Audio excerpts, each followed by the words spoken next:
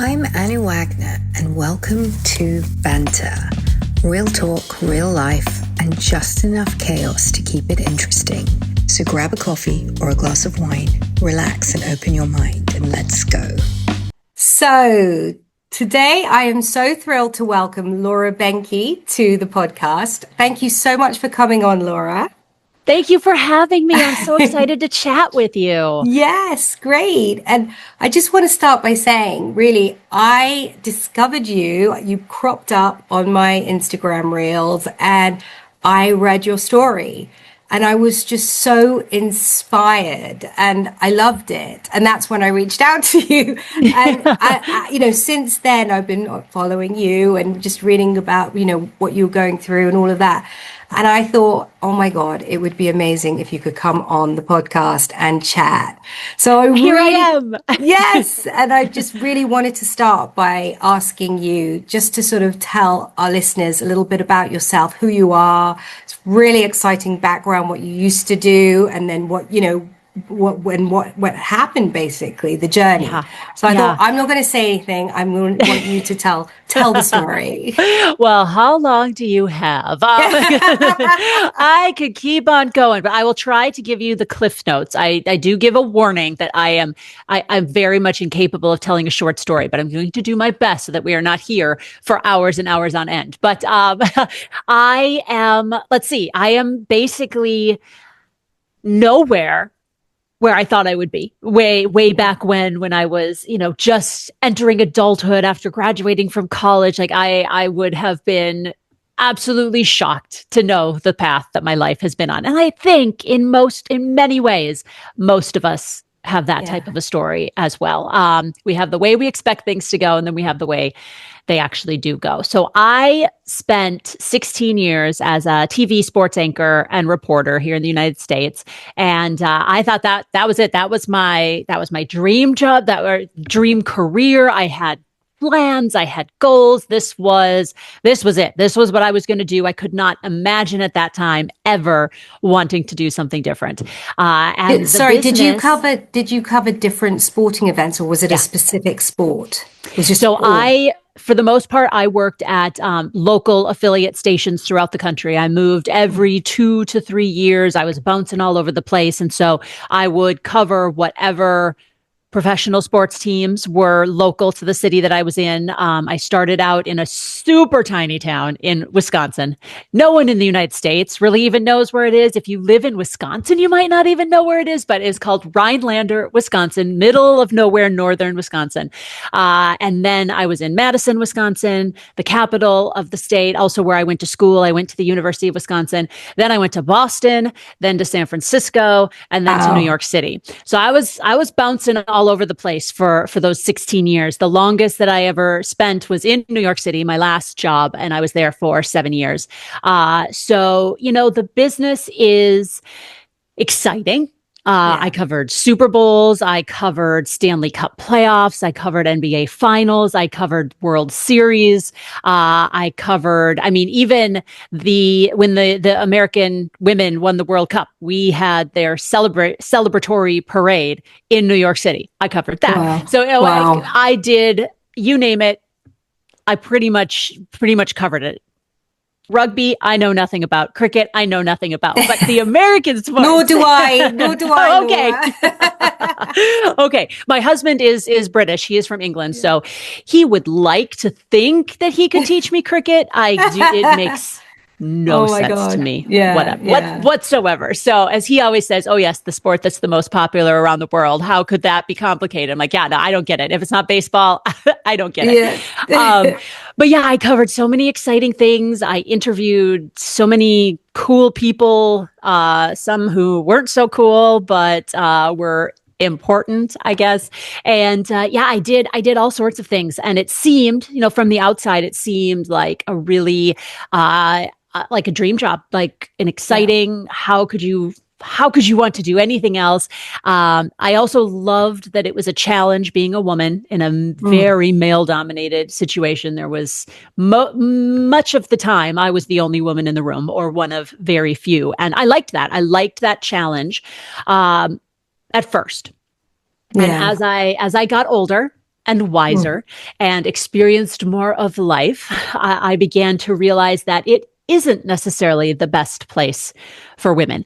And there are, lots of improvements that are being made. Women are fighting their way in and are they're paving a path for the next generation. And it is getting better. It is not the way it used to be, but it's tough. It's really tough for women, and it was not good for my mental health.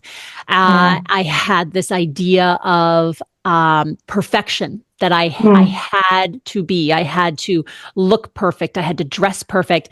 God forbid I made a mistake and said a wrong name or a wrong anything, which we all do. It does not matter how knowledgeable you are about any subject. We are human beings. We are going to slip up. We are going to make a mistake. However, if I did it as a woman, there was always that fear that it would dictate what people thought about me. Okay, well, she doesn't really know about sports, or, oh, she's just an idiot, or she's just there for diversity.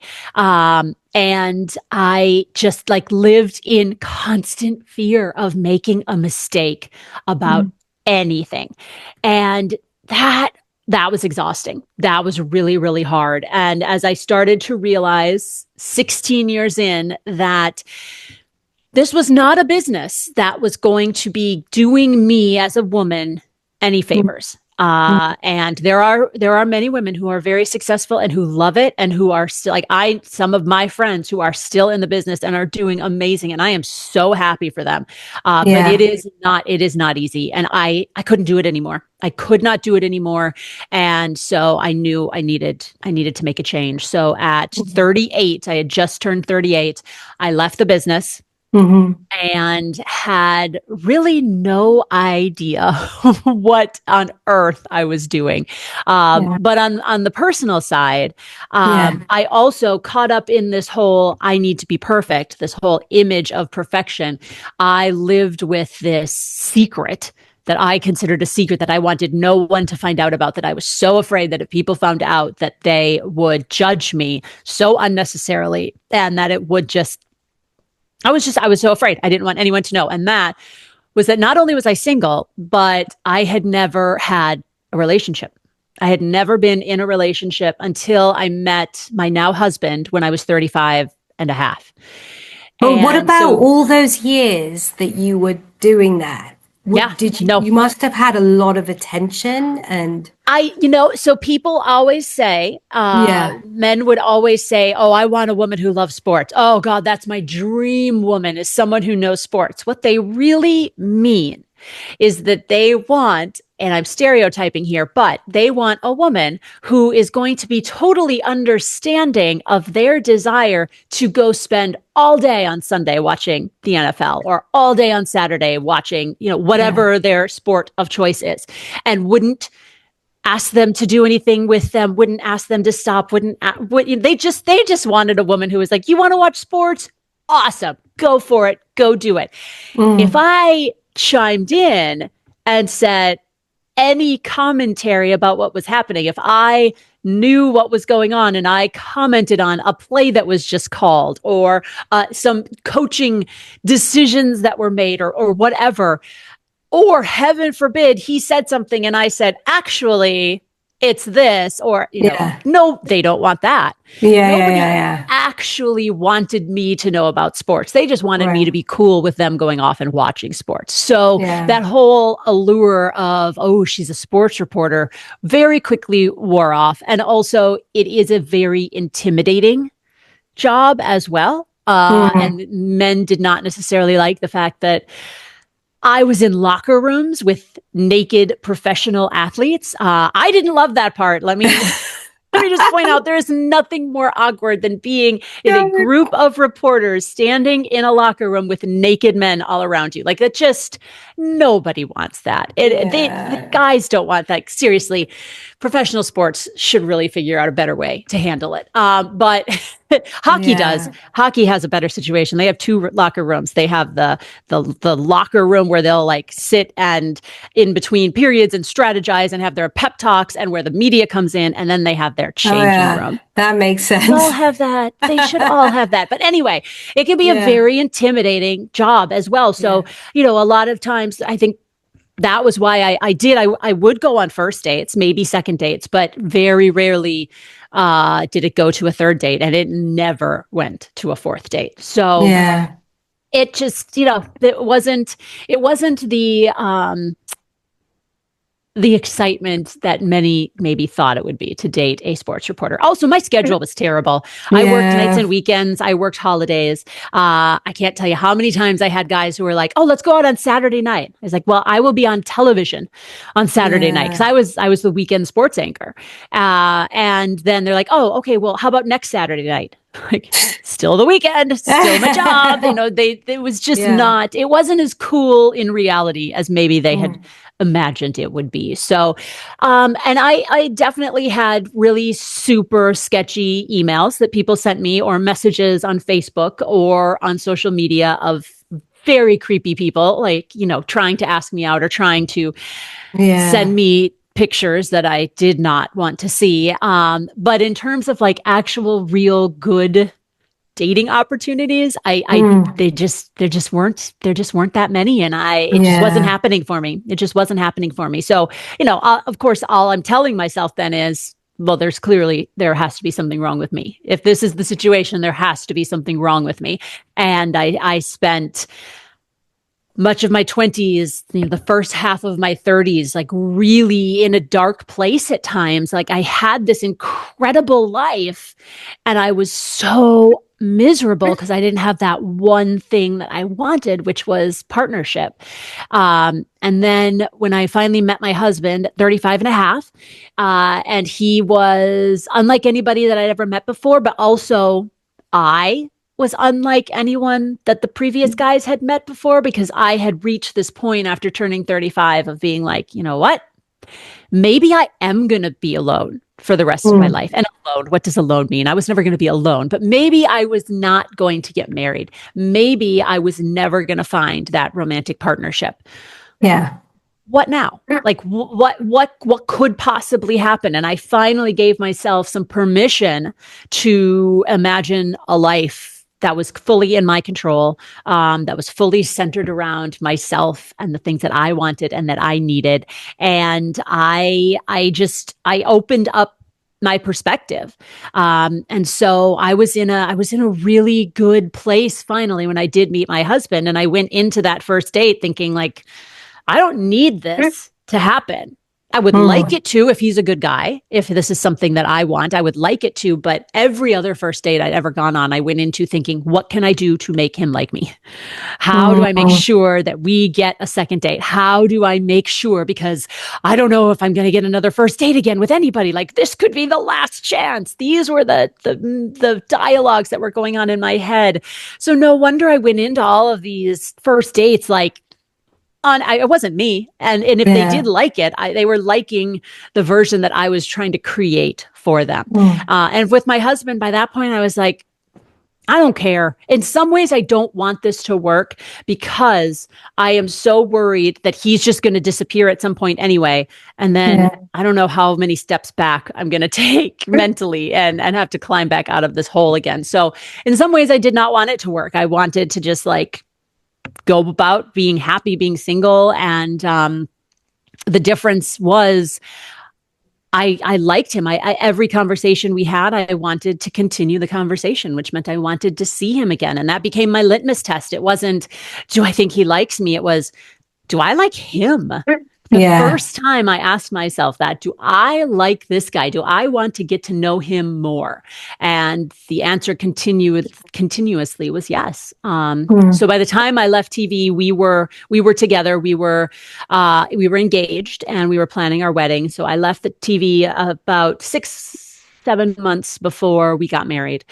So was that easier to leave the TV because you had him, right? Yeah. So if you were on your own, you might not have done that, do you think? Absolutely. Yeah. Absolutely. I mean, and if I had, I would like to think that at some point, even if I had not had him and that stability and that support in my life, that I would have found a way to get myself out. The reality is, it would have been a lot harder. I would have had to have a solid plan. And in this case, I didn't. Because I was dealing with a lot of PTSD from my experience in TV, and I could not go work for anybody else at that point. Just some really, really challenging things had happened that just made me not trust people. And I needed to be on my own for a little bit. And that would not have been possible without his support. So it would have looked very different. I hope I would have still found a way to get out, but in honest truth is it would have been a lot harder. And just having him, not only his health insurance and his financial support, but his emotional support as well, because it was, I was so ready to leave the business. I do not regret leaving it for a second. Like from the moment I walked out of my station for the last time, it was like this weight was lifted off of my shoulders, and I felt like I finally had permission to be myself. So I've never once regretted it. I do not miss it. I would not go back to it, but I didn't realize until I left just how much of my identity I had tied into my job and who I was to my job title. So now that I didn't have it, I'm like, well, who am I? I didn't know. I really did not know. And, that's exciting. You get to kind of reinvent yourself and figure it all out. But I was not in a place to be like, this is exciting. I was like, this is terrifying. I have no idea who I am or what I want to do. And I'd spent so many years talking to men, mostly about sports, about other people's lives. And I realized how much I was craving, how much I needed female connection, and how much I needed to finally be honest about my experiences instead of trying to sugarcoat it and turn it into this perfect image, and how freeing and liberating and just encouraging it is when we can speak honestly with other women. And that is what started driving me towards where I am now, and figuring out what was next, was this just desire to connect with a community of other women and just be honest about the actual experiences that we were going through in our lives. When you talk about like the time of work when you were working, were there periods that were quite toxic? And when you look back, that were just really misogynistic and horrific? And I don't know the timeline. Was it sort of pre the Me Too movement, that kind of thing, or during it? And then you kind of, as the Me Too movement came, you were leaving it sort of, was it sort of around then? It was. I left in December of 2017. Oh, wow. Me Too. Okay, so Me Too was 2017. Like, was the begin. Yeah, was like fall of 2017 was when that really happened. And my challenges so the Me Too movement, it was very interesting because I did not experience direct sexual harassment. I mean, there was definitely just conversations, inappropriate, that I had put up with. But I was not sexually harassed. I experienced plenty of other misogyny and sexual discrimination. And the interesting part is that because the Me Too movement was happening, when people were not as interested in just regular old run-of-the-mill sexual discrimination. They wanted it to be, in order to really care, they wanted it to be that you were sexually harassed. Like that became the only thing that was a big deal. Like, but there are so many other sexual harassment is, do not get me wrong, still an issue, has always been an issue, is not okay, is something that so many women face.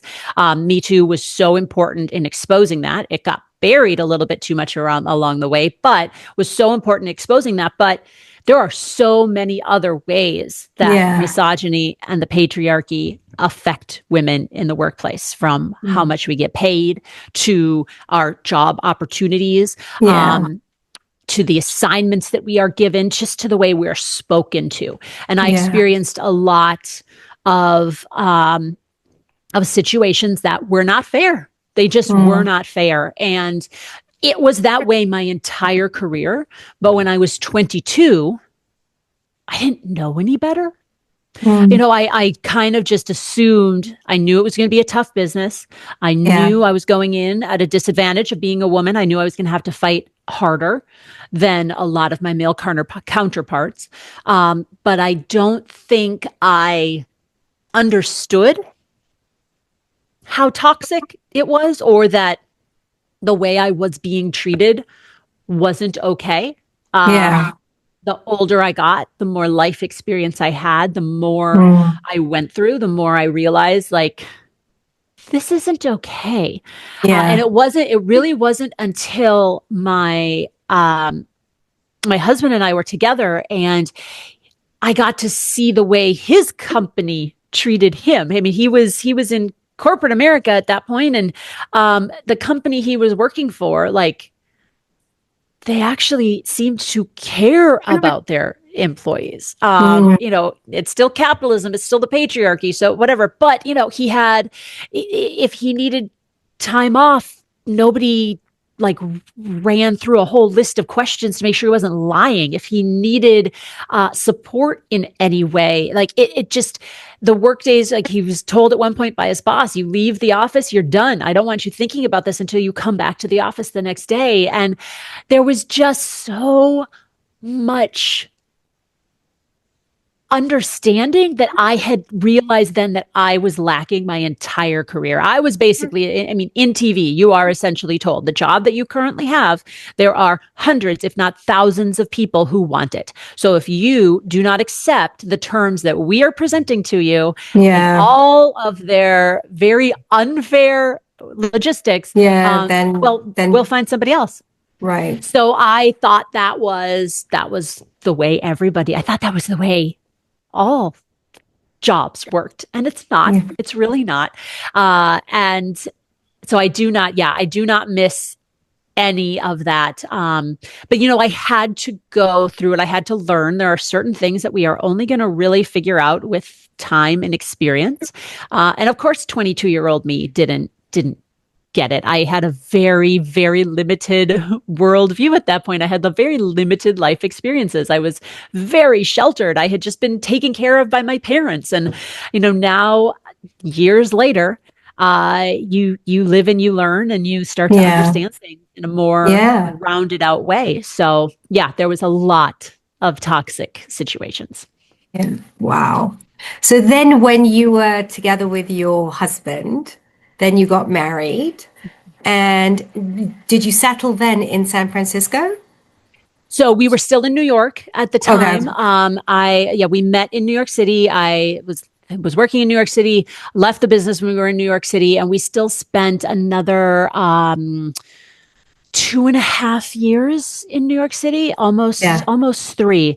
And I love New York. New York is wonderful. But my brother was living in the San Francisco Bay Area at the time. My mom and dad were in Minnesota, which is where I grew up. So kind of in the middle of it all. And my dad got sick. So 2 weeks after our wedding, what I had thought, you know, my happily ever after. 2 weeks after our wedding, we found out that my father-in-law in the UK had been diagnosed with cancer. A month later, we found out that my dad had also been diagnosed with cancer. And my dad had a very, very aggressive form of prostate cancer. It was stage 4 by the time they caught it. And it was not good. It was not good. And my father-in-law's was not either. We would lose my father-in-law just over a year after his diagnosis. And then when we were in England for the funeral, on the day of the funeral, we found out that my dad's treatment was no longer working, that it was not there was nothing more that they could do other than trying to keep him comfortable for as long as he had left. So he lasted 5 months after that. We lost him on Christmas Day, 2019. So it was a lot for the first year and a half of marriage. When we're supposed to just be happy and focusing on our future and hopefully starting a family. And I was 38 when we got married, so we knew we needed to move if we were going to have a baby or try to have a baby. And my husband has a genetic condition that we needed to have tested out, so we also knew that IVF was the way we had to go. But of course, we couldn't do any of that over that year and a half because I was in Minnesota so often helping with my dad's chemotherapy treatments and helping my mom take care of him. And then when he got really sick at the end, I went home for the duration to be there to support my mom and just to be with my family at the end. So that was 2019, and gosh, just before I remember the pandemic. Yeah, I remember on New Year's Eve, 2019, because we were back in the UK then for New Year's. My dad had passed away on Christmas Day. And of course, on Christmas Day, we called my husband's family to tell my mother-in-law and my brother-in-law that my father had passed away. And we find out that my mother-in-law was actually in the hospital because she'd had a stroke that morning. Oh my God. Oh my God. How much are we supposed to be able to take here? So my mom basically kicked us out of the house then. She's like, we will do a celebration of life for your father in a few weeks. You need to go to England. So my husband and I went from Minnesota back to New York, repacked our suitcase and went straight to the UK. And so we were in the UK on New Year's Eve, 2019. And I remember my husband and I just looking at each other going, there is no way that a year could be worse than what we just had. There is just no way. And then the pandemic. Yeah. So, everybody was like, oh my God, 2020 is the worst. We're like, well, it's not good, but neither was 2019. So at this point, we don't really know what a good year is anymore. But the pandemic started, and even before was your mother-in-law okay? Yes. She had a minor stroke. She was out of the hospital by the time we got there. She's doing very well now. Oh, good. Good. And actually is about to turn 80, and we're all going to be going to Europe to celebrate with her for that this summer. So nice. She's doing quite well, thankfully. And we after my dad passed, finally, I was like, okay, we have to focus now. I'm 40 at this point. We have to focus on starting IVF. Like this has to be what we do now. So we did. Finally went in, got the ball rolling on that. We were all set to start our very first round on March 17th, 2020. And on March 16th, 2020 is when all IVF and fertility clinics in the United States shut down. Oh no. The day before. And here I am, I'm 40. So I literally sat there, we're homebound. We can't leave. We were in New York City, which was basically ground zero for it was horrific. The United States. Oh, it was awful. Yeah. I mean, they were having refrigerated trucks parked outside hospitals. Like, it was terrible. We were so scared to leave our house. We only left to take the dog for a walk. And when we did, we were wearing full masks. You're walking around outside. We had no clue. We were wearing full masks. We took the dog out to go pee, and then we would come right back in. We were ordering. I remember sitting on the computer, refreshing delivery spots for ordering groceries for hours. I would spend until hoping that one spot would finally come up. And then when it did, and then we would wipe down all of everything that came into the house. Such a time. New York was scary, very scary at that point. But so there was no distractions at that point. And I'm just sitting there thinking oh my God, every month that goes by, I'm getting older. My eggs are getting older. This is. So you just couldn't get IVF even if you wanted it. That was it. It was shut. So my fertility doctor at that point, he was moved. That was all he did. He worked, for a bigger hospital system, but he was in the fertility clinic. This is only what he did.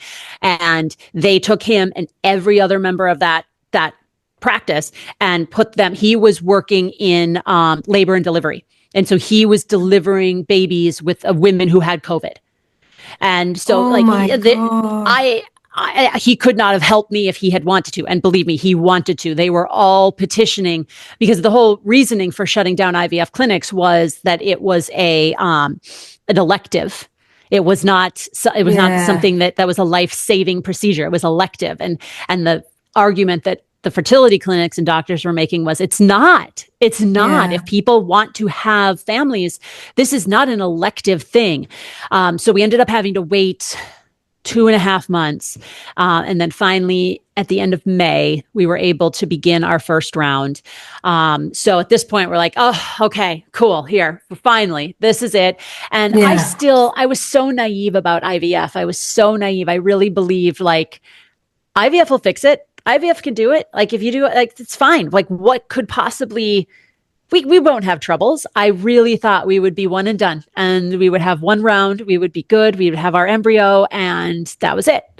And there is just so much more to IVF than most of us understand until you've actually gone through it. And, my husband's condition, there was a 50% chance he would pass it along. So I was just assumed, okay, so for, half of the embryos probably won't be okay, but the other half will. Yeah. Not thinking at all about my 40-year-old eggs that were behaving actually much older than 40 at that time. So our first round resulted in 0 viable, healthy embryos. And at that point, we were in the process of, we could not do New York anymore. We just could not. And we were, at that point, we were faced with things were starting to open up a little bit, but we were faced with knowing in the fall, once it started to cool off again, that we were likely facing another shutdown and we could not be stuck in an apartment, New York apartment with 0 outdoor space. We couldn't. And we had already been thinking, because my brother was in San Francisco, because my father had already passed, there was nothing keeping my mom in Minnesota. And my brother has 3 kids. And so her grandkids were in San Francisco. So if we moved out there, we knew she would come join us. And then we would kind of have that family support around us. And we were done. We were done with New York. We were done with winter. Yeah. We were so ready to move. We figured we would be doing it at the end of 2020. And then, the pandemic happened. Things moved very quickly and we ended up finding a home in the Bay Area that we flew out here in April. We were like, this is when the airports were like, they had like one light on in the airport and one gate open and people are walking around in full hazmat suits. And we flew to San Francisco because there was no way we were buying a house without seeing it. So we did that. We bought the house. We did our first round in New York. We were actually on our way to California. We spent a week in Minnesota. My mom was still there. We spent a week with her while our stuff was, traveling across the country. We flew to Minnesota first, spent a week there, and then flew out to San Francisco. And it was while we were in Minnesota that we found out that the first round did not work. Yeah. So we got out to San Francisco. We took a little bit of time to just get adjusted, to find a new clinic. And we started our next round. 0 healthy embryos. God. Then we had our third round, 0 healthy embryos. My God. And that was now the end of 2020. It was December of 2020, and we've been through 3 rounds, no healthy embryos, and we did not know what to do. It did not look good. Our doctor was starting to talk to us about egg donors, because at this point, the real issue was likely my eggs. And that was not an avenue that we wanted to pursue. We had talked about kind of our ground rules before beginning, and my husband and I were, agreed if it was not his sperm and my egg, then maybe this just was not meant to be for us. So we were not interested in an egg donor, but we did decide we would do one more time, just one last shot, see what happens. And we just could not put ourselves through any more of this. The physical effects are hard enough, but the mental, emotional, that aspect is just, it is so much. The waiting, there are so many steps in the process and each one has a weight, and it just was not good for our mental health. We needed to get to a point where either we're going to have a kid or we now start preparing and setting our life for not having a child and pursuing the other things that make us happy. So we did that one final round and found out in January of 2021 that we had one healthy embryo out of 4 rounds. We had one healthy embryo. So we had the transfer at the very end of March, and I was so fortunate to get pregnant with our daughter. Oh my God, that's amazing. So I was pregnant at 41 and had my daughter at 42. And the pregnancy was a breeze. She was healthy. I was healthy. I thought everything seemed to be just going exactly as you would expect, as it should. Yes, I was 41, almost 42, but I wasn't high risk in any way other than my age.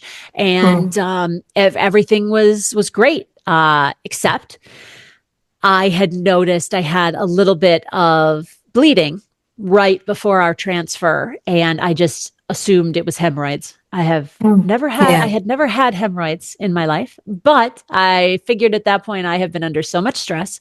So much has been going on. I have been putting so many different hormones into my body. Like who knows how that would affect everything down there. So if I have bleeding, that has to be it. So that's what I told myself. It's just hemorrhoids. Let's relax a little bit, stop straining, and they'll go away. And they did. And I got pregnant. Everything was cool until the second trimester started, and then the bleeding began again. And at this point, though, everything you read about pregnancy tells you around the start of the second trimester, you're going to get hemorrhoids. That is just a side effect. That's what happened to me 3 times. Prepare for hemorrhoids. And so that's what I assumed. And I had never had a hemorrhoid flare up before. So I had no idea what symptoms it would cause. And so like truly the only issue I was having was bleeding. I didn't have any pain. I didn't have any itching. I didn't have any discomfort, nothing. But to me, I was like, oh, well, obviously the bleeding is hemorrhoids. Thankfully, I never, ever would have thought I would say thankfully about this, but thankfully in my 3rd trimester, I did have an actual hemorrhoid flare up. And oh my God, was that uncomfortable. It was, it was eye-opening. And then finally with some over-the-counter treatment and things like that, we got it under control. But now I was fully convinced that the bleeding was a hemorrhoid. And during that flare-up, I developed an external hemorrhoid. So you didn't talk to the doctor about it because I told them, and they were like, "Oh yeah, hemorrhoids." Yep, that's all it is. Nobody asked follow-up questions. It was just kind of expected. I mean, the thing about pregnancy is it can mask so many things, and this was one of them. But thankfully, I developed that damn external hemorrhoid that I despised, that I was so embarrassed of, that I was convinced was the worst thing that could have happened to me. Bless my little heart. But bless that hemorrhoid, because I hated it so much and I wanted it removed. And I had thought maybe it would fix itself. Spoiler alert, they don't fix themselves. But I thought that, and I had a doctor say, oh yeah, after you're pregnant, once you've had the baby, these things can potentially fix themselves. I had the baby, still had the hemorrhoid, still had bleeding. And that's when my OBGYN, I had a new one at this point, and she was like, oh yeah, that thing's not going away. If you want it gone, you're going to have it surgically removed. I was like, okay, well, I have a newborn. There is no way that I have the mental capacity or the physical capacity at this point to deal with that. So let's just give it a few months. When I can resurface, when I actually have some sleep, I'll think about it then. So I waited a few months. The bleeding was only getting worse, but I still had that external hemorrhoid. So I kept telling myself, that's what this is. It's not how hemorrhoids work, but I didn't know, and nobody was asking me further questions. So I finally went in for my annual physical with my primary care doctor in May of 2022. My daughter was 5 months old at that point. And she started the ball rolling with me because I was like, I need this thing removed. And, she didn't ask any questions either. I did not know until this how little, unless it is their specialty, unless colorectal health is their specialty, how little most doctors understand about colorectal health. So she was just like, oh, yeah, if you have bleeding and you have an external hemorrhoid, clearly that's what it is. So she knew how badly I wanted it removed. And so she started the ball rolling of finding a surgeon for me to meet with. And so I finally got into my surgeon in June of 2022. My daughter was 6 months old. And the only reason I was in her office was to have that thing removed. That is the only reason. I did not think there could possibly be anything else wrong with me. So thank goodness for that silly little hemorrhoid, because that is what got me in front of the right person finally. Because as soon as I started telling my surgeon, this is what's going on, I just want it removed, she's like, hold on a minute, let me ask you some questions. And so she started, I didn't think I had any other symptoms. And I really, really didn't. Nothing crazy. I was also postpartum. So, one thing they often is talked about is excessive weight gain or unexplained weight gain. Or weight loss. And I didn't have unexplained weight loss. I had a baby. So any weight I was losing made sense because I was postpartum. So who knows? I will never know if some of the other symptoms that I had, that, an urgency to need the bathroom, I'll never know if that was because of what was going on, or if it was a result of pregnancy and postpartum. I'll never know. But thankfully, my surgeon knows more than I do, and she started asking questions. And I think she knew. I think she probably knew right away, because this is not the way a hemorrhoid behaves. So she did an exam right there in the office. They can't go in too far without preparation, but they can see the hemorrhoids are right there. Hemorrhoids are right at the opening. And so she could see, at least just do a hemorrhoid exam. And before I had even zipped up my jeans, she was like, yeah, the bleeding is not coming from your hemorrhoids. And that was shocking. And she said, you need a colonoscopy immediately. And so then I went right into like, well, but when can we get this thing removed? And I remember her saying, she's like, we can remove a hemorrhoid at any time. You need a colonoscopy right now. And even then I was like, oh, okay, well, fine. All right, whatever. Let's do that. But I've heard colonoscopies can be really uncomfortable and the prep isn't really fun. So I had all these questions about prep and what do I expect and what's going to happen. It wasn't until she was about to walk out the door. Like, I think she had her hand on the doorknob and I said, wait a minute, should I be concerned? And that's when she turned around and said, it could be many things other than cancer, but we need a colonoscopy to know for sure. And that was the first time the C word was mentioned. And I still didn't let myself believe that could be something, but I also realized how serious this was. So we had been planning to go to the UK, like literally 3 days after that, I think is when we were planning to fly out. Our first time seeing my husband's family since the pandemic, the first time my husband's family would meet our daughter. She was 6 months old. And so we had to push the colonoscopy until after. And I do remember my husband saying to me, I came home and told him what was going on. He's like, do we need to postpone England? Do we need to cancel our trip? And I was like, no, how bad? This can't be that bad. No, I'm fine. I'm sure I'm fine. Let's go to England as scheduled. We'll deal with it when we get back. So I had the colonoscopy when we got back. It was about a month later. And I woke up from the colonoscopy and heard my surgeon on the other side of the curtain telling the nurse, I'll come speak to her when she's awake. Make sure her husband's with her. And that's when I knew. That's when I knew. And I just started crying. Meanwhile, my husband's out in the waiting room and he's hearing nurses come out to the front desk staff, ordering tests for a patient inside stat and starting to make some frantic phone calls. And that's when he knew. He knew it had to be me.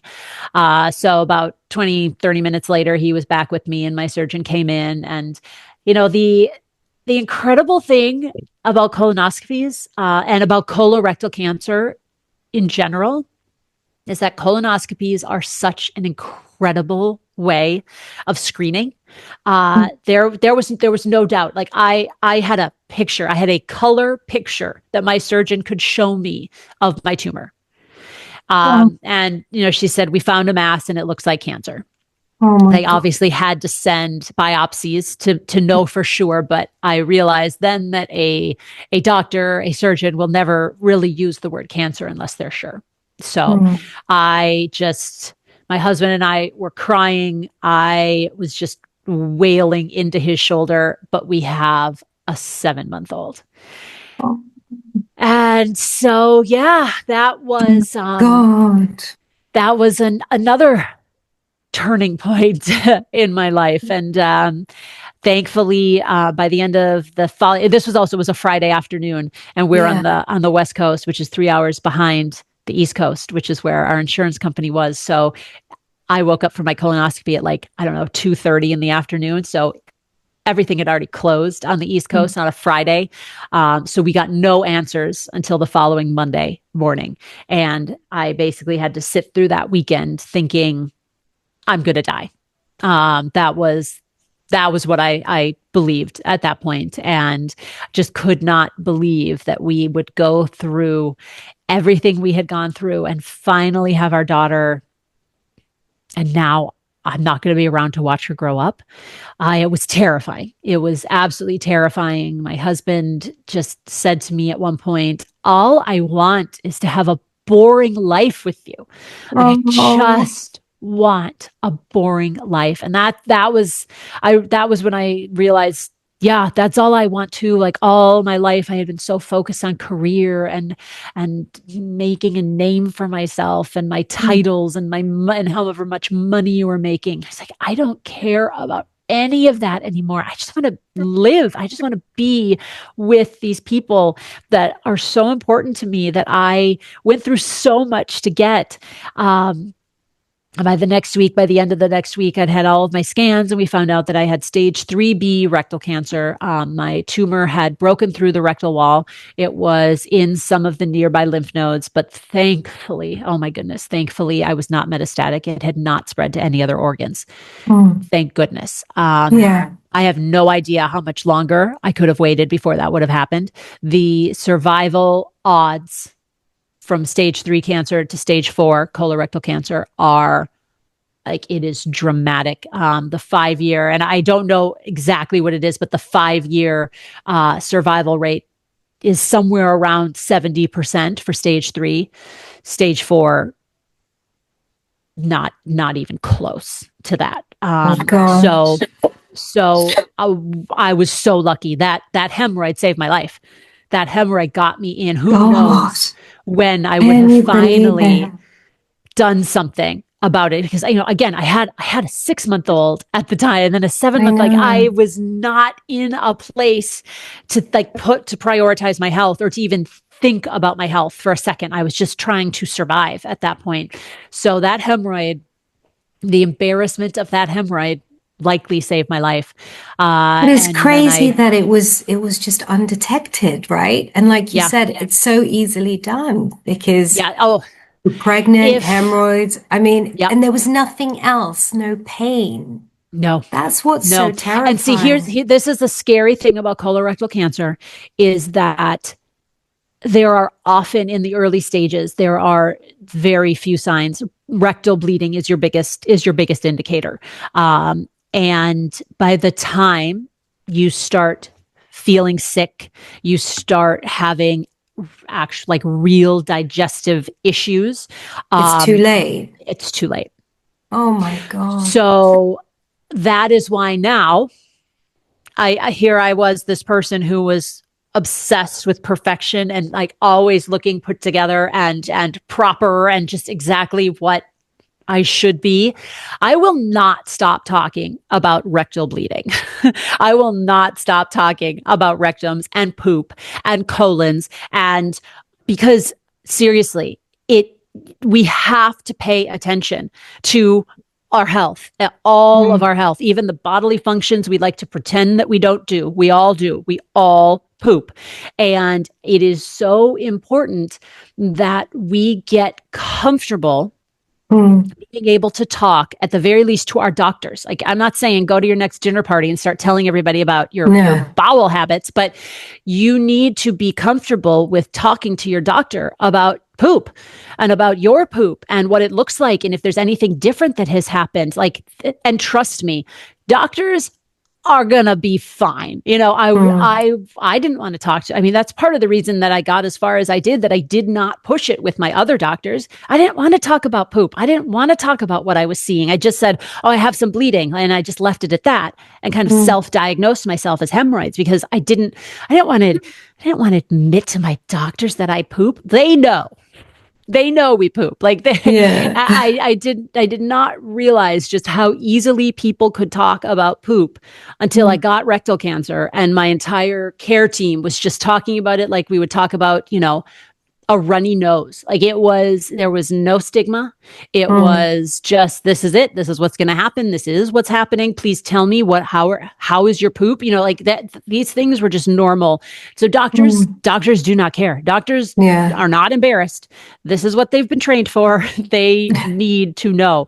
So no rectal bleeding is okay, because so often that could be your only sign and your only indication. And if you go in and it ends up being hemorrhoids, cool. You have some peace of mind, and maybe you have some help now in getting the hemorrhoids under control. But no rectal bleeding is okay. No rectal bleeding should go should be ignored. None of it should be ignored. So what happened then? Did they remove the tumor? Was that the next step? And did it have to happen like ASAP? Well, so if I had been an earlier stage, that could have been, it would just have been removing the tumor, and that's it, just surgery, and you could have been done. I was stage 3 now. I had it in the lymph nodes. It had broken through the tumor wall. I was too advanced for that. So my first step was radiation. And I did 5 weeks of radiation, 25 sessions. So every single day. I went in for that. Once that was finished, I began chemo, and I had 5 cycles of chemo over 15 weeks. And at the end of that, I got about a month to kind of recover a little bit, and so that we could do scans and check how well I responded to treatment. And then surgery was the next stage. So I responded very well. Thank goodness. So I responded very well. At the end. Surgery was at the very end. Yep. Okay. Surgery was at the very end. And I think that radiation destroyed it. I think by the time we'll never know, but I think by the time I started chemo, the tumor was pretty much gone. And then chemo would take care of any residual cells that could be anywhere in the body, floating around undetected, or even any that were still left in my rectum. So by the time I was done with all of that, all of my scans came back clean. We still decided to do the surgery as a precaution, just to be safe. And as a survivor, you worry so much about it coming back.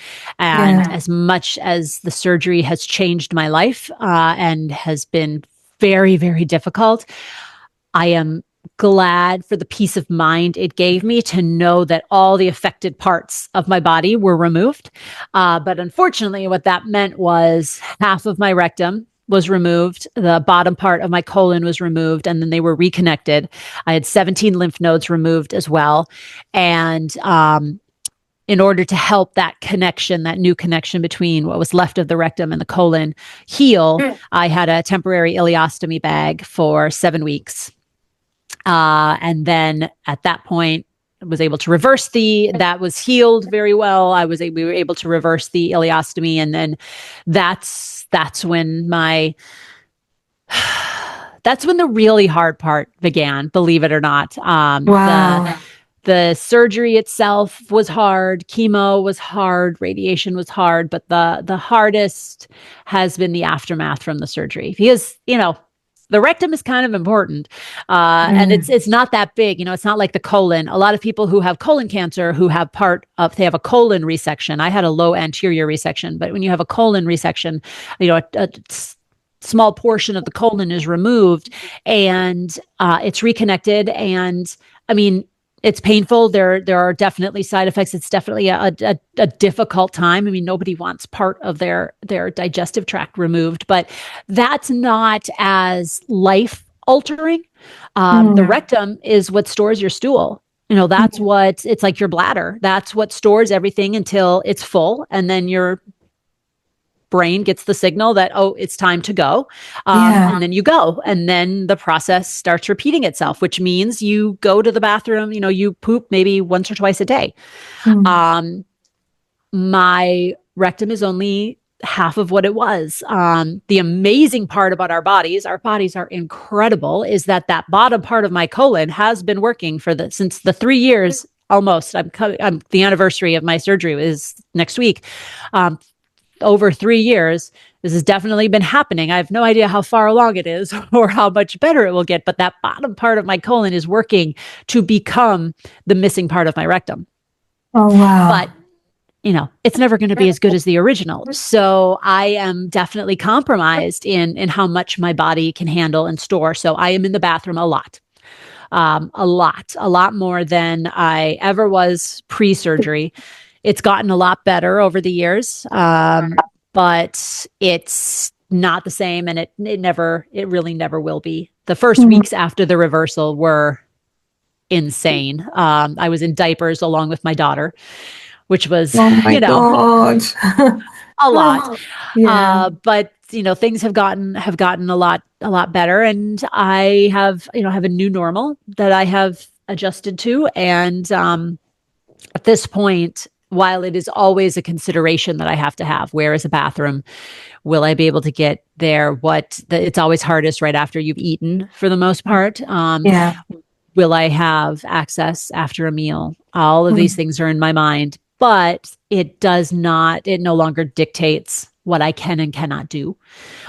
So it has not changed. At this point now, I'm able to work with it. More so than having to work around it, which is good. Have a lot of anger that I had to do this in the first place, but also gratitude. So it's just this weird mix of positive and negative emotions, kind of always in play. It's just an incredible story, and I just think, when something like that happens to you, it puts so much in perspective, right? And like you said, there's so much gratitude and so, but also anger. And, I talk sometimes about one of my children. He was diagnosed with type 1 diabetes at the age of 14 months. Oh. And for many years, what was going around my mind is, why not me? Yeah. Why not whoever? How and why? Yeah. And, we're good people. We don't have it in our family. There's no genetic sort of link. And there's no answer, right? And one of the things I've learned, and it's taken me so long to learn, is that when these things happen, it just basically throws you on a completely different journey in life. And you surrender and you just go, okay. Because what else can you do? A. Exactly. And B, you somehow, I know it sounds crazy, and to embrace it, but it actually, what else can you do? And the truth is, nobody can understand what you've gone through. Nobody, unless they've gone through it themselves, right? Yeah. So I'm sure, that's why it's just I think it's so important to hear these stories, to hear your story, Laura, and why I even reached out to you, because it gives you so much hope and inspiration. And I think we're living in a world now where you just need it. and Absolutely. it helps, and I think if someone hears your story and just to see what you've gone through and where you are today, and I think that's what drew me to you, right? Was this incredible sort of feeling, and even through just your posts and stuff, this kind of energy, and that you're like, wow, that's incredible. And Yeah. I'm just so like excited for your next phase in life Thank because you. that because it's just like, my God, what do you bring to the table now? It's Yeah. like it's Yeah. just Well, incredible. I remember my doula. We had an absolutely incredible doula for our pregnancy. Just she is basically she is a member of our family now. We absolutely love her. She prepared us so well in so many ways. And I originally was planning a home birth because being the age that I was, I had my original OBGYN did not she had a lot of preconceived ideas about what a advanced maternal age pregnancy would be like, and so she wanted me to go in and be induced at 39 weeks, and I did not want that. I wanted this to be as natural as possible, and she was like, it wasn't even a discussion with her. She's like, "This is what we're doing." I was like, "No, no, it's not. This is my body and my child. This is the only child I'm going to have." As long as I am not high risk, as long as there's not an issue, I'm going to do this the way I want to do it. And so I fired her at 32 weeks and we ended up doing a home birth. And so I was so excited about that. I felt so good about that. And, my body, for whatever reason, well, I kind of know the reason now. My daughter ended up being 10 pounds, 4 ounces. She was not small. And my body was like, we're not doing this. We're, no, this is not going to be an exit. Like, this is not going to work. And so we tried everything we could. I mean, she should have, in a world that makes sense, she should have been born after about 6 hours, exactly as we planned. I was about like 10, almost exactly 10 centimeters dilated. It was all happening, except I had this little lip on my cervix that just would not budge and would not go away. And there was nothing that we could get to do. I ended up laboring at home for 27 hours Oh my before God. finally being like, yeah, no, we got to go to the hospital. Yeah, exactly. I need a freaking epidural like now. And so we got there, and still my worst case fear in all of this was that I was going to end up with a C-section. That was what I had been trying to avoid from the very beginning. I just was not on my vision board for my pregnancy and my delivery. And in the end, after laboring for 27 hours and getting there, and that lip still would not go away, it became pretty clear that that was going to be our only option. And so, of course, I'm crying. My husband is upset because my husband just wants myself and my daughter to be healthy. He really just wanted this to be over with and all of us to be okay. I wanted my dream birth, and I'm crying. And my doula is like, you know what?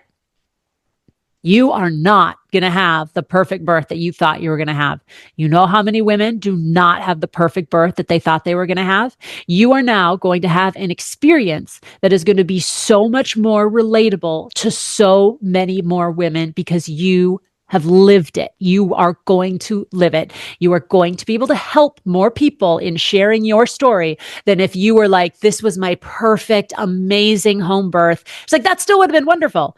But because you're about to go through this, because you are going to experience something that is not what you expected and not what you wanted, there will be more people that you will be able to relate to.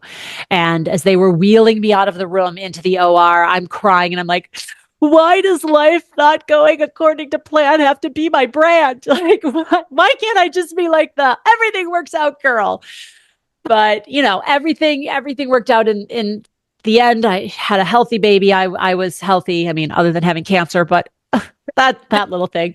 But I think about my doula saying that all the time, and she had miscarriages herself and had struggles in having her children, and she always said that is what made her such a good doula, because she could relate to so many of the experiences that her clients were having and that women in general were having, versus somebody who had never had to go through that. And good for them. Oh my God, I am so happy for the people who have not had to struggle in certain ways. But like you said, you really can't understand certain things until you have the perspective of having gone through it. So, if I, on the other side of this now, other side of everything that has happened, who knows what's on the horizon, but it has become so incredibly important to me to share my story in all of the imperfect ways possible, just so that other people can feel less alone in whatever it is that they're going through. They don't have to have the same experience as me to be able to understand, like, okay, I feel a little bit less alone in the ways that my life has not gone the way I expected it to or I wanted it to, because I know there are other people out there whose lives also have diverted in so many different ways, and that's actually the norm. That's actually okay. Well, it's one of the things you said earlier, which kind of really resonated when you sort of said how you wanted to have more connection with other women as well, and more relatability almost. And that's why this is so important, I think, because, look at the forum that we even met, right? There's Instagram, there's all these pictures and everyone's perfect and beautiful. But actually, the things that people are really being drawn to are the things that are more real, I think. Yes, I mean, I like agree. in a way. And it's like, it's so funny. Like, I just started this a few months ago, Laura. I'm like, middle-aged women who's just like, you know what? I just need distraction because there's so much crap going on in the world. I mean, we haven't even touched politics and we won't today. Yeah. But that, I mean, I'm it's so bad. tempted to ask you a It's million bad. questions. You mentioned Minnesota. Yeah. I mean, there's so much stuff, right? But, but the point is I just think that it's just, that is the point about like these connections, because if you can touch one person, if one person can relate to you, or if it resonates with someone, I think that is incredible. And that's something that I, through this podcast, actually, what I love is when people actually send me messages going, oh, I really related to what you said about, your 18-year-old son and doing whatever. And, it's just, it's banter, which is what I do. But it's, at the end of the day, if it's relatable, or if it makes someone go, wow, well, that's great. I think that's what it's all about, right? Absolutely. Absolutely. And I don't know about you, but when it comes to like social media, I am so tired of the people who are telling you what to do, who are like, oh, you have this problem here, follow my ABC, XYZ, 1, 2, 3 step process to get there. Like, I am so tired of people trying to solve everything for people. And instead, I just want to know your story. I just want to know what you are going through. Like, most of us we don't need to be solved. We don't need to be fixed. Our life is not broken. Our life does not need to be fixed. We do not need to be fixed. We just need to find connection. We just need to find relatability so that we can feel more comfortable in wherever our own life is taking us. Because we don't need to be fixed. We just need community. Absolutely. And it's all part of the journey, isn't it? Yeah. It's like, who knows where we're going to go, what we're going to do. And I think, to me, these connections are everything. I think for women, it's a female thing. I don't see the same with my husband, right? Like, he's fine with our relationships. He's not seeking new ones, for example. Yeah. But I find like I need to learn and grow and, and have that. Otherwise, I feel I'm so unfulfilled.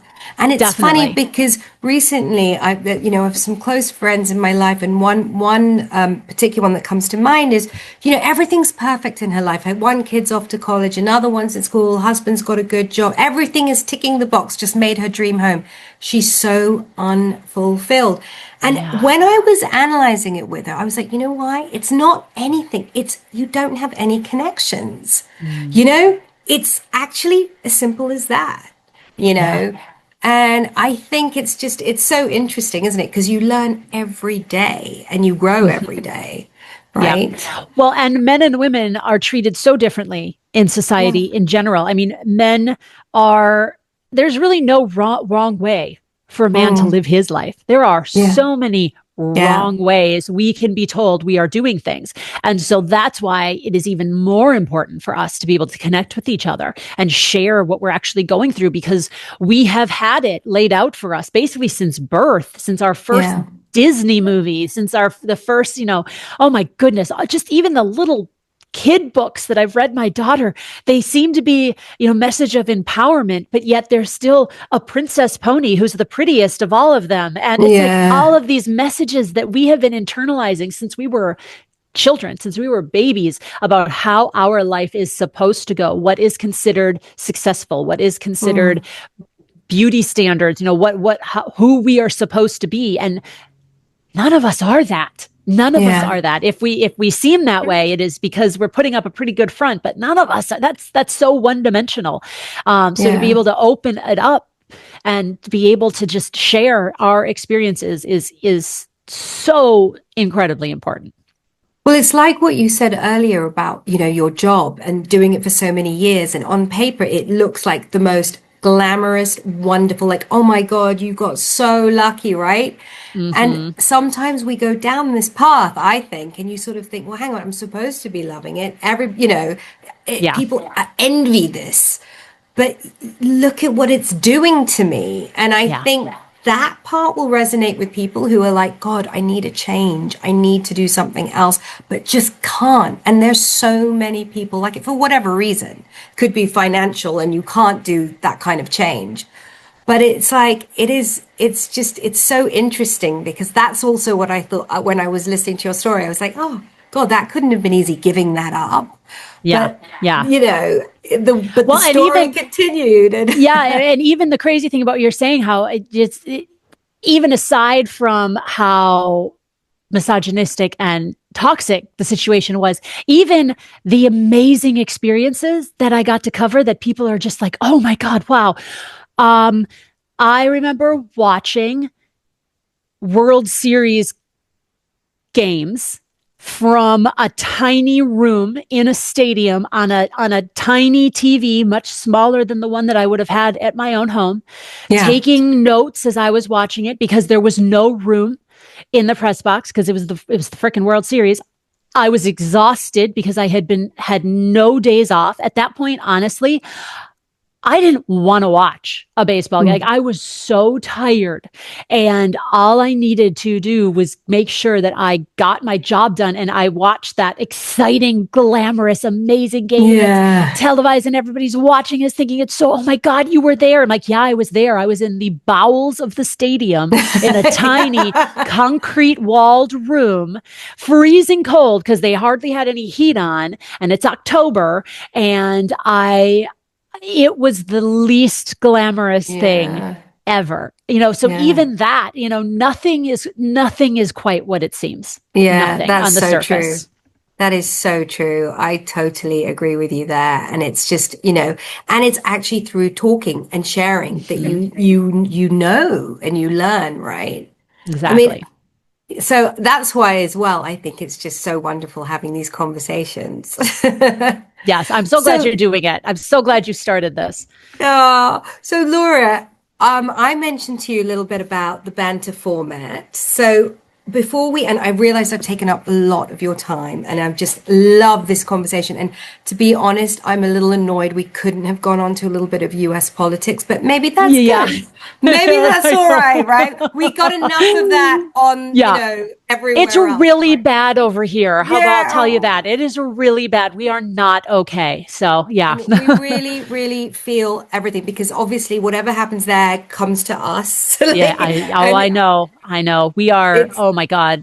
You all should hate us. Like, what we are doing right now to the rest of the world is it is unconscionable. So I apologize. We don't hate you. We feel for you. We feel like, my God, so much love and compassion and sympathy and everything, every feeling, it's just, we can't even begin to imagine.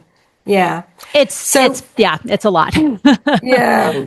So we'll save that for another time, Laura. Yeah. And hopefully by then it will be some glimmer of hope, right? Fingers But I crossed. wanted to ask you before we go, this is like a few fun banter kind of parts.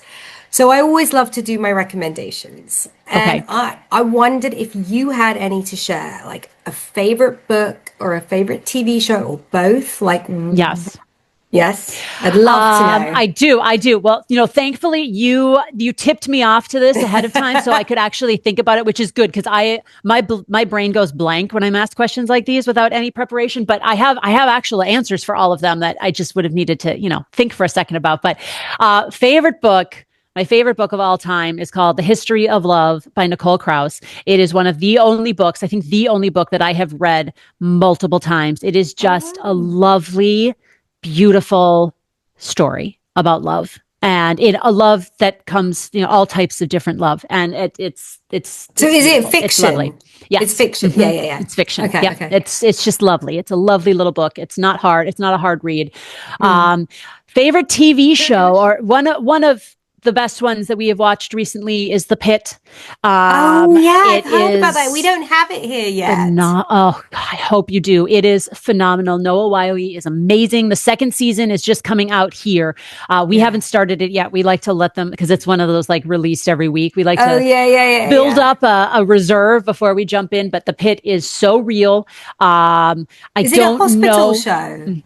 Yeah. It is like it is a scathing, true look at what America is right now, and done so well, and is acted so well.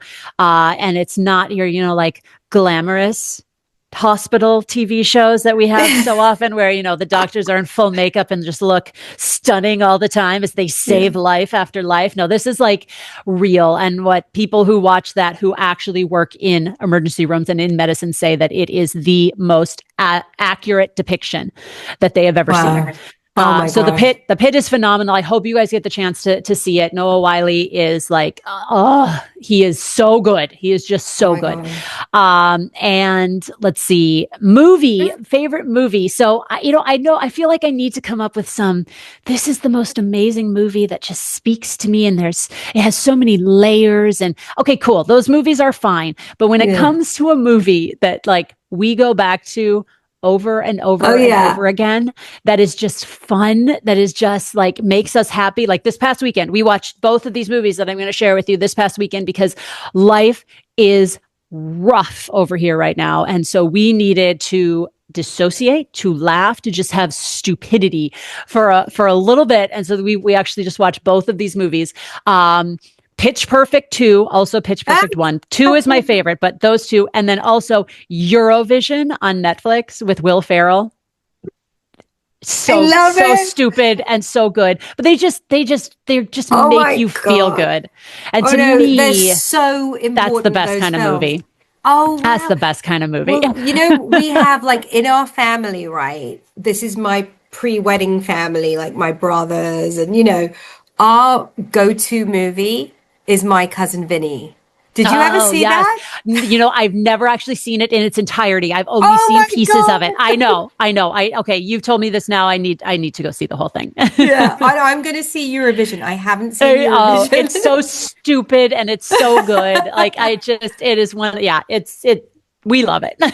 Oh my God. I love that. I absolutely love that. And I think that's just so important. I'm sorry. Like at the moment, I thought you were going to come out with like this Oscar worthy movie. Oh, right. It's like, I know. Oh no, I can't deal with that right now. No, I know. That's the thing. Like we always try and watch the Oscar noms each year, like as many of as we can. And most of them I'm like, I cannot believe I have to watch this. Like, oh my God. Like, I'm sure this is good, but this does not make me feel good in any way. Eurovision will make you feel good. Okay. Brilliant. I'm going to check that out. I'm so excited. Okay, great. And final thing for our listeners, Laura. And by the way, if you haven't prepared this, don't even worry. But do you have a go-to recipe? Oh, yes. That you can think of that you just an easy make, because I love this part. Yes. So this is, I have never been one that would have like a go-to recipe. I found a couple of years ago a recipe for a very, very easy, it doesn't look like it would be easy, but it is easy, a Mexican churro cake, which is essentially a cinnamon and sugar cake.